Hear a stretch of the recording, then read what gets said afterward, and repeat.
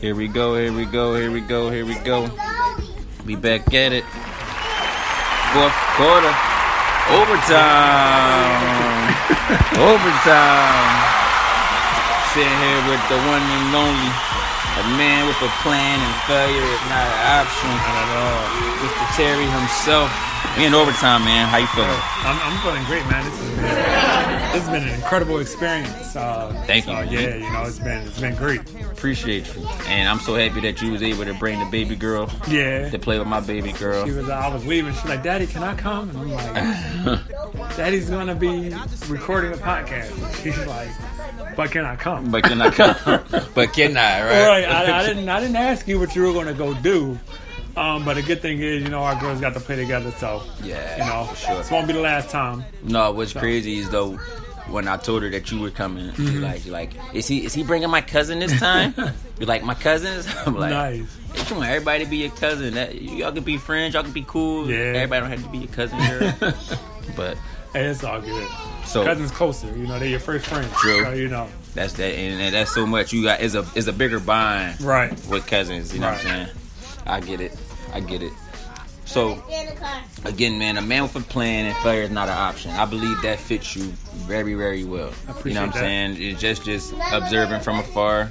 You know what I'm saying? The contact that we did have, it was always professional. You know what I mean? And it felt always genuine, whether it was 2 minutes or, sitting talking on our podcasting platforms.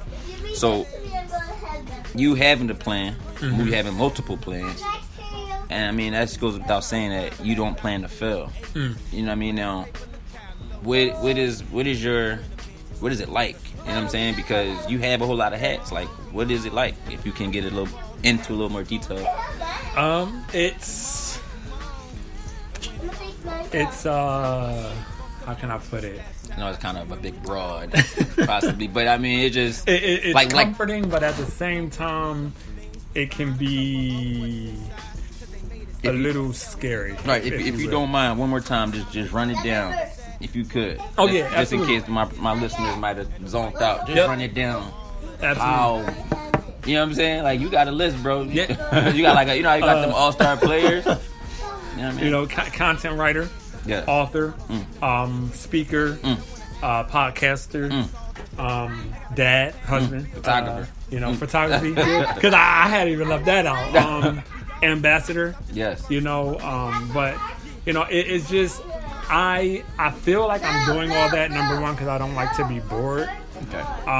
Number two, because I need to make sure my family is good. I need to make sure they're taken care of. And I need to make sure that this is done by any legal means necessary. Yes, sir. I'm too small for jail.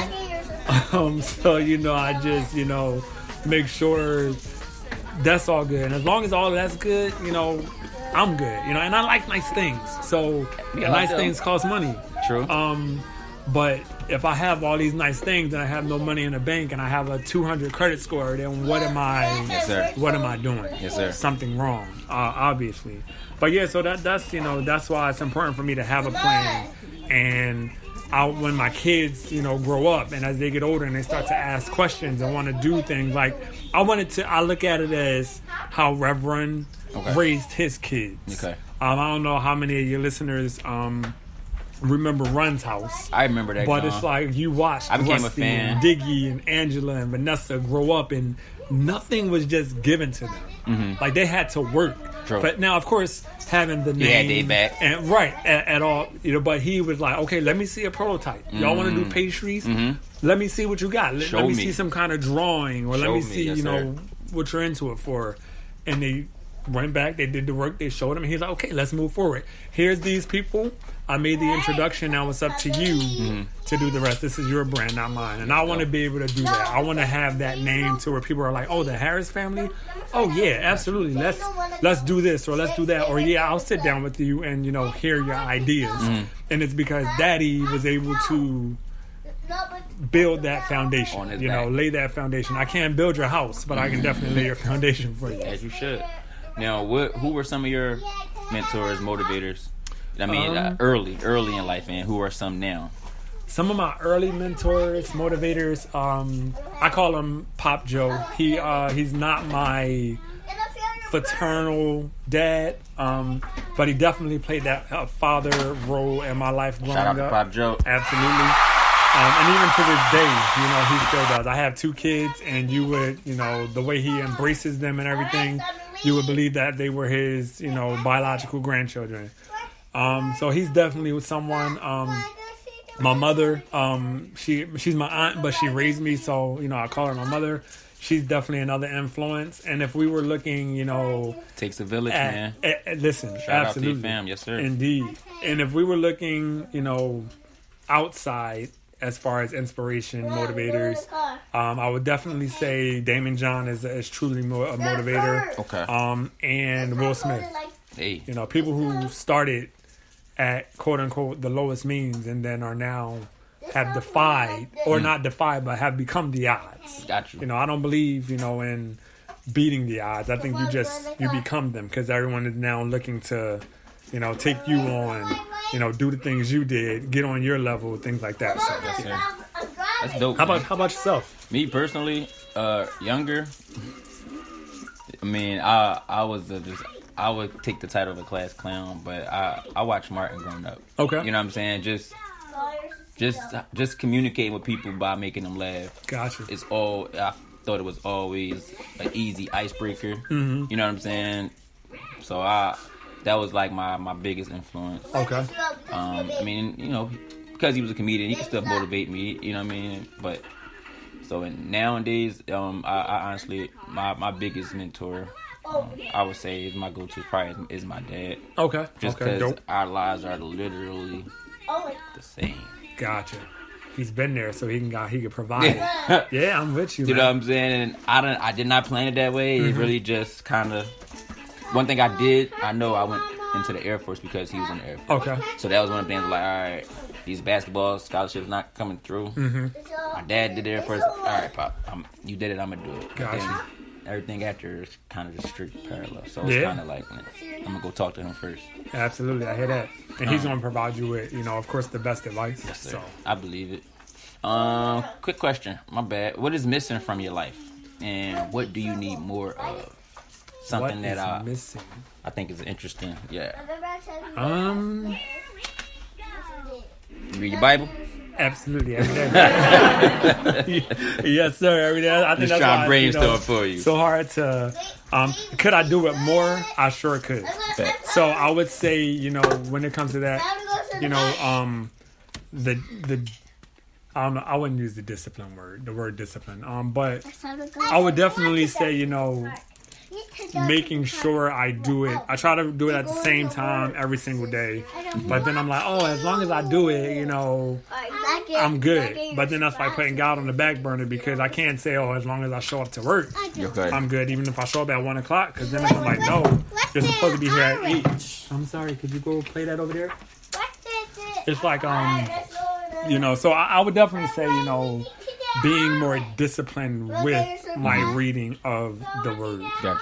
And making sure I do it at the same time every single day. And I've been trying. I set an alarm 8 o'clock every morning. That's when I'm doing it. Sometimes I'll do it before then, which makes me feel good. But other than that, I'm not really missing anything. I could use more love for the world, and the people, in it.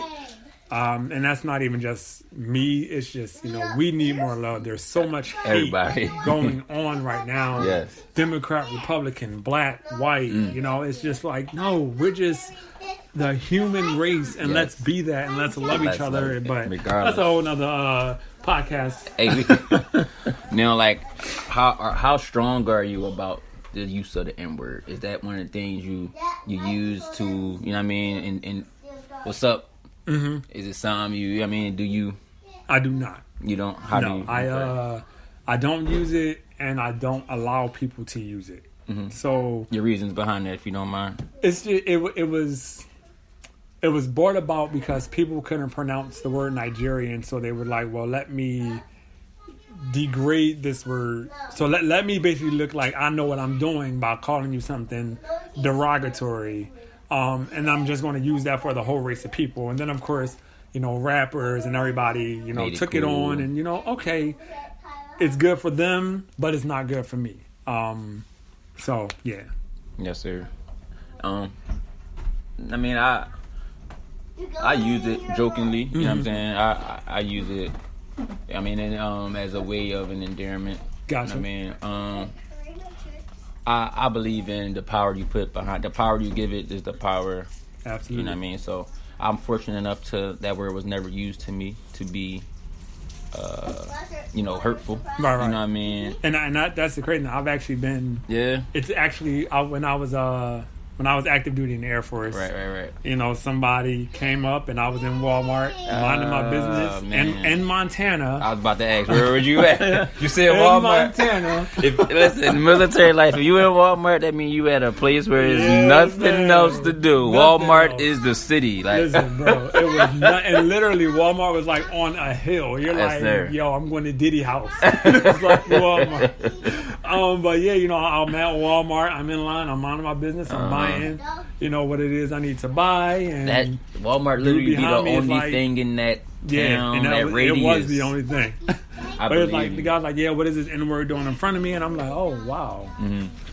Cool. And like the cashier, you could tell she was flustered. Like, oh, did this? But I ignored it. I didn't say anything. I'm like, I'm in your state. I'm gonna just hurry up, get to my car, get in it, drive back to base. I'm no fool, so. So I'm gonna hit you with this last question. All right. And, I'll leave the rest of the room, rest of the floor up to you to, put out to the podcasting world. Gotcha. Anything you feel is necessary, you know what I'm saying? So cool. If money was not an issue, which we are hoping for and working toward, but if money was not an issue, what would you spend the majority of your time doing? If money was no issue, I would spend the majority of my time with my family, with my wife and my 2 kids, and kissing on my kids more, kissing on my wife more, telling my kids and my wife I love them more. Yes, sir. Giving my kids memories. Mm-hmm. Even if money was no issue, which one day it will not be. We're taking trips at Christmas time. We're going to Jamaica. We're going to Africa. We're going to the Netherlands. We're going to Brazil. We're taking trips. We out. So that when you get older, you're looking at pictures. Oh, I remember this, and I remember when we got on that, and I remember riding this elephant. I remember riding this camel in Dubai. Like, we're taking trips. Yes, I want to give memories, because you'll have those forever versus toys that you'll play with for a week, and then I'm like, whoa, why is this broken? All this money that it costs. I can't wait. How about you? Bro, I would probably be doing everything that I would be scared to do. Got it, okay. Or, you know what I'm saying? Like, or I say can't afford to do. You know what I mean? But a lot of that, just things that I know things that I know I can't afford to do. Okay. Can't afford to do yet. Yeah, you know what I mean? But it's coming. I wouldn't say scared to do because something I know I don't got the money to do now. I would probably do. But it's all good. But listen, man, I'm so appreciative that you came through and showed your love. You having me. You dropped your jewels. You know what I'm saying? We done hit a couple topics, man, and I appreciate your thought process on every last one. And again, I believe this topic fits you well. A man with a plan, and failure is not an option. Yes, sir. You got the floor, man. Take the time to go ahead and promote yourself, promote your brand. All right. Moesophilly Podcast. Listen up. Yes, sir. So if you want to follow me on all social media, you can do so at Terry Glenn Harris. That's TerryGlenHarris. If you're interested in listening to my podcast, you can search Apple Podcasts, Spotify, Google Podcasts, Beyond the Coffee Table. I'm on that, Joe. Indeed he is. And then if you want to, purchase the book, you can go to Amazon, type in Beyond the Coffee Table, or you can go to my Instagram and click on the Buy the Book link within my bio. And speaking of Buy the Book, I did bring a copy for you, bro. Hey. So, there you go right there. Can you sign it for me, please? I will. I sure will. My number one fan. Oh, my God. I got you. Absolutely. I appreciate y'all for checking in, tuning in. Listen, if all goes well, we back at it next Friday with a special guest. Y'all stay tuned. Y'all be blessed. Be a blessing on purpose. Go tell your mom you love them. Go tell your pop what up. All your aunts and uncles, go love on them. Go kiss them. Moesophilly Podcast. We out.